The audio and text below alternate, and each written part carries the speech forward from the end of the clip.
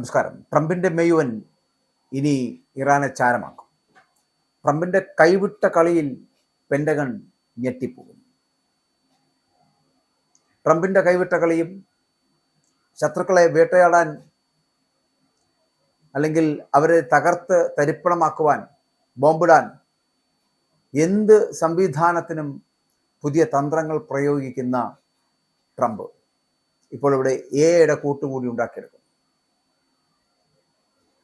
ഇറാനെ ചാരമാക്കുന്ന അമേരിക്കൻ ടെക്നോളജിക്ക് പിന്നിലെ രഹസ്യങ്ങൾ പലതാണ്. ഇപ്പോൾ ആർട്ടിഫിഷ്യൽ ഇന്റലിജൻസുമായിട്ട് ബന്ധപ്പെട്ട് വരുന്ന കാര്യങ്ങളിലേക്കാണ് ട്രംപ് നീങ്ങുന്നത്. യുദ്ധഭൂമിയിൽ ഈ ആർട്ടിഫിഷ്യൽ ഇന്റലിജൻസ് നേരിട്ട് നിയന്ത്രണം ഏറ്റെടുക്കുന്ന ലോകത്തിലെ ആദ്യത്തെ വൻകിട യുദ്ധമായിട്ട് ഇറാൻ സംഘർഷം മാറുന്നു എന്നുള്ളൊരു പ്രത്യേകത. അമേരിക്കൻ സൈന്യത്തിന്റെ പക്കലുള്ള അതിവേഗ പ്രഹരശേഷിയുള്ള മെയ്വൻ എന്ന സോഫ്റ്റ്വെയർ ആണ് ഇതിന് പിന്നിലെ ചാലക ശക്തി എന്ന് പറയുന്നത്. ഇമെയിലുകൾ കുറിക്കുന്നതിനും ചിത്രങ്ങൾ നിർമ്മിക്കുന്നതിനും അപ്പുറം ശത്രുക്കളുടെ നീക്കങ്ങൾ തത്സമയം വിശകലനം ചെയ്ത് പ്രഹരിക്കുവാൻ ആർട്ടിഫിഷ്യൽ ഇന്റലിജൻസ് പ്രാപ്തമായിരിക്കുന്നു എന്നതിന്റെ തെളിവ് കൂടിയാണിത്. പാലന്റിയർ ടെക്നോളജീസ് വികസിപ്പിച്ചെടുത്ത മെയ്വൻ സിസ്റ്റത്തെ പുകഴ്ത്തിക്കൊണ്ട് അമേരിക്കൻ പ്രസിഡന്റ് ഡൊണാൾഡ് ട്രംപ് തന്നെ രംഗത്തെത്തിയത് അതിന്റെ സൂചനകളാണ്. അതായത് ശത്രു രാജ്യങ്ങൾ ഈ സോഫ്റ്റ്വെയറിന്റെ കരുത്ത് തിരിച്ചറിഞ്ഞു കഴിഞ്ഞു എന്നാണ് അദ്ദേഹം പറയുന്നത്. പ്രതിരോധ രംഗത്തെ വമ്പന്മാരായിട്ടുള്ള പാലാന്റിയർ ഇതോടെ ആഗോളതലത്തിൽ ശ്രദ്ധാകേന്ദ്രമായി മാറി. ഫെബ്രുവരി 28-ന് ടെഹ്റാനിൽ ബോംബുകൾ വീഴുന്നതിന് തൊട്ടു മുൻപ് മെയ്വൻ സോഫ്റ്റ്വെയർ ആയിരക്കണക്കിന് ഉപഗ്രഹ ചിത്രങ്ങളും ഡ്രോൺ ദൃശ്യങ്ങളും അരിച്ചു പറക്കി അമേരിക്കൻ കമാൻഡർമാർക്ക് 1000-ലധികം ആക്രമണ സാധ്യതകൾ നൽകിയിരുന്നു എന്നാണ് പറയപ്പെടുന്നത്. മനുഷ്യ വിശകലന വിദഗ്ധർ ദിവസങ്ങളെടുത്ത് ചെയ്യുന്ന ജോലികൾ മിനിറ്റുകൾക്കുള്ളിൽ പൂർത്തിയാക്കുവാൻ മെയ്വനിലൂടെ സാധിച്ചു എന്നാണ് പറയുന്നത്. പാലാന്റിയറിന്റെ മെയിൻ സ്മാർട്ട് സിസ്റ്റത്തിന്റെ പ്രധാന ഘടകം ക്ലോഡ് എന്ന ലാർജ് ലാംഗ്വേജ് മോഡലാണ്. അതായത് ആന്ത്രോപിക് എന്ന സ്റ്റാർട്ടപ്പ് വികസിപ്പിച്ച ക്ലോഡ് ഭീകരവിരുദ്ധ പ്രവർത്തനങ്ങൾക്കും വെനസ്വേലിയൻ പ്രസിഡന്റിനെ തട്ടിക്കൊണ്ടുപോയ ദൗത്യങ്ങൾക്കും മുൻപ് ഉപയോഗിച്ചിട്ടുണ്ടെങ്കിലും ഒരു വലിയ യുദ്ധത്തിൽ ഇതാദ്യമായിട്ടാണ് ഇത്രയും വിപുലമായിട്ട് ഇത് പ്രയോഗിക്കുന്നത് എന്നതാണ്.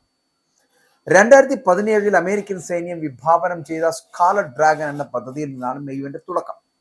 കര, കടൽ, ആകാശം, ബഹിരാകാശ വിഭാഗങ്ങളിൽ നിന്നുള്ള വിവരങ്ങൾ ഒരൊറ്റ ശൃംഖലയിൽ കോർത്തിണക്കി ശത്രുലക്ഷ്യങ്ങളെ നിമിഷങ്ങൾക്കുള്ളിൽ തരംതിരിക്കുവാൻ ഇതിന് സാധിക്കും.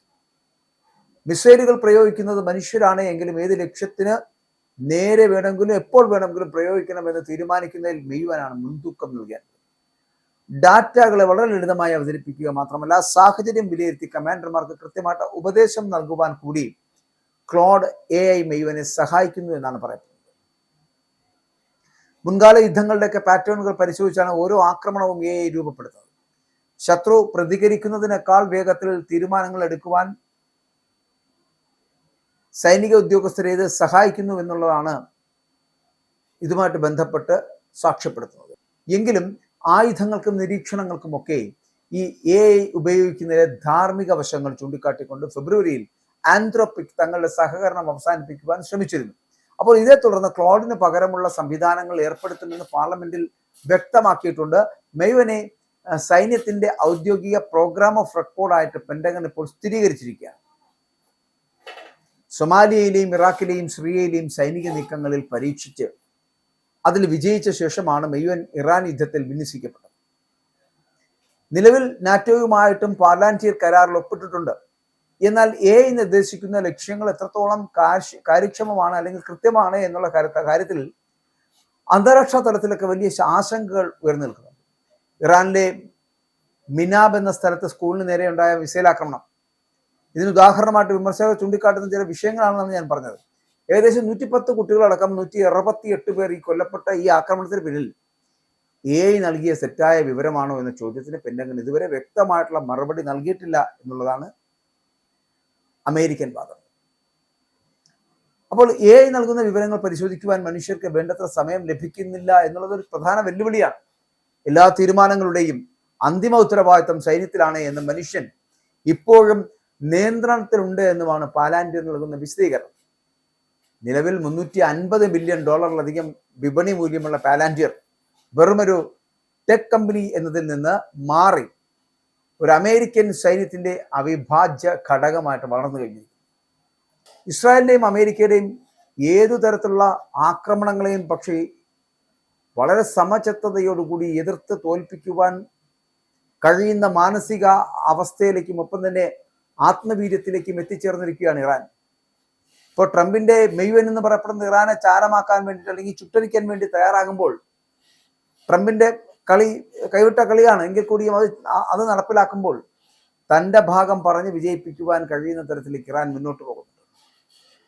ഇറാനെ തൊട്ടുകളിക്കാൻ കഴിയില്ല എന്നുള്ളത് മനസ്സിലാക്കുന്ന സാഹചര്യത്തിലാണ് ഇപ്പോൾ ഇവിടെ സമാധാന ചർച്ചകൾ പുരോഗമിക്കുന്നത്. പക്ഷേ ഈ ചർച്ചകൾ പരാജയപ്പെടുന്ന സാഹചര്യം ഉണ്ടായാൽ അടുത്ത നിമിഷം തന്നെ വലിയ പൊട്ടിത്തെറിയിലേക്കും ഒപ്പം തന്നെ ഇറാനെ തകർക്കുവാൻ വേണ്ടുന്ന വലിയ മിസൈൽ ആക്രമണങ്ങൾ നടത്തുന്നതിന് അമേരിക്ക തയ്യാറെടുക്കും, ഒപ്പം ഇസ്രായേലും. അങ്ങനെ ഇറാനെ ചാരമാക്കാൻ കഴിയുന്ന പുതിയ തന്ത്രങ്ങൾ മെനയുകയാണ് ഇപ്പോഴും ഇസ്രായേലും അമേരിക്കയും. സമാധാന ചർച്ചകൾക്ക് ഒരു പൂർണ്ണ വിരാമം ഉണ്ടാകുമെന്ന് തോന്നുന്നില്ല. അതുകൊണ്ട് തന്നെ ട്രംപിന്റെ കൈവിട്ട കളികളാണ് ഇപ്പോൾ നടക്കുന്നത്. ആ ട്രംപിന്റെ കൈവിട്ട കളികളിൽ പെന്റഗൺ അടക്കം ഞെട്ടിപ്പോകുന്ന ഒരു സാഹചര്യം ഉണ്ടായിരിക്കുന്നു.